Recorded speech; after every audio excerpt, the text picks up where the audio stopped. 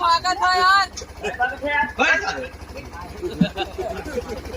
अच्छा भैया आप लोग बताइए, सही से बताइए हम का गौली भैया? अबे भैया मर्दन का मत्ती बौराई, तू कैसन बौरात हुआ? का करना का कहना हो?